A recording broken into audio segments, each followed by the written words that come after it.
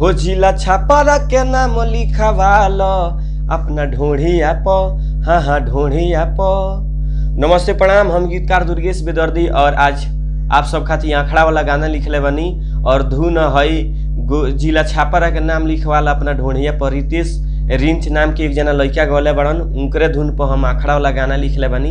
तो आप सबके मुखड़ा सुनावे जा रहा, तो सुनी कैसे बा कि गोरी आंखड़ा में गाल मिसावालो सब लइकन से, हाँ हाँ लइकन से तनी लठिया से ढोढ़ी खोदवालो सब लइकन से, हाँ हाँ लइकन से।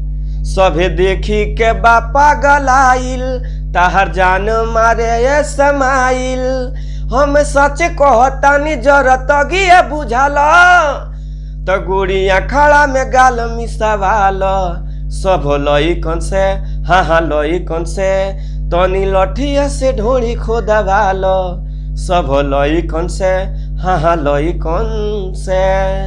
तो ई रला मुखड़ा। बाकी रितेश रिंच के जौन गाना बा जिला छापरा के नाम लिखवाला अपना ढोढ़िए पर, वही धुन पर गाना लिखले बनी। बाकी थंबनेल पर हम ई डिजाइन लगा देम जना धुन पर हम गाना लिखले बनी। तो ई रला मुखड़ा। अब आप सबके अंतरा सुनाव जाला, तो अंतरा सुनी कैसे बा।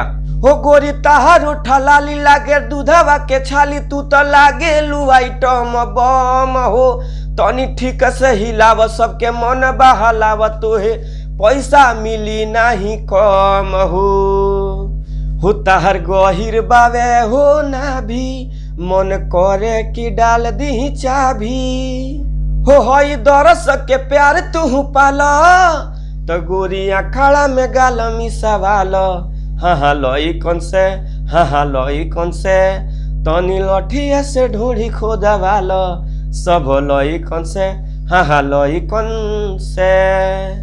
तो ई रला पहिलका अंतरा। और लास्ट अंतरा खातिर आप सब हमारा नंबर पर फोन कर सकतानी।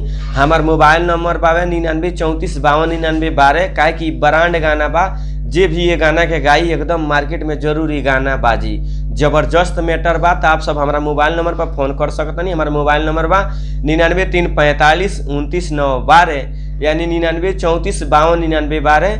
जे भी गाय के गाना के गावे चाहता है तो हमारा से बोल दी कि भैया ये हमारा गाना पसंद बा, तो व्हाट्सएप के माध्यम से लिख के हम भेज देम।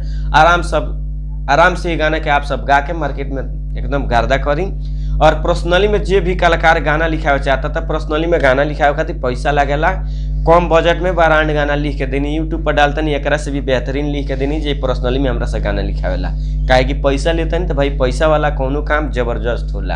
और जे नया म्यूजिक बनावे चाहता तो नया म्यूजिक भी हमारा यहाँ ब्रांड म्यूजिक बनी कम पैसा में, तो आप सब म्यूजिक भी बनवा सकतानी। ओकरा बाद जे गाना रिकॉर्डिंग करावे चाहता तो हमार खुद के अपन स्टूडियो बा, बालाजी रिकॉर्डिंग स्टूडियो, जादूपुर बाजार, गोपालगंज, बिहार। आप सब बालाजी रिकॉर्डिंग स्टूडियो के नाम सुन ले हो, काहे कि हमरा स्टूडियो से बहुत सारा गाना हिट भइल बा।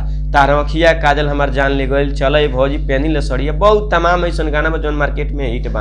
हमार गाना लिखल हमारा स्टूडियो से हिट भइल बा। तो आप सब हमारा यहाँ गाना आके रिकॉर्डिंग करा सकतानी।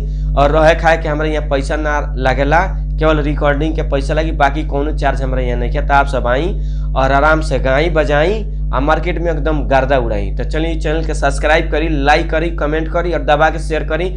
और राइटर दुर्गेश बेदर्दी पे ऐसे ही आप सब प्यार प्रेम बरसौले रही। नमस्ते प्रणाम, हर हर महादेव, जय मां सरस्वती, जय हो।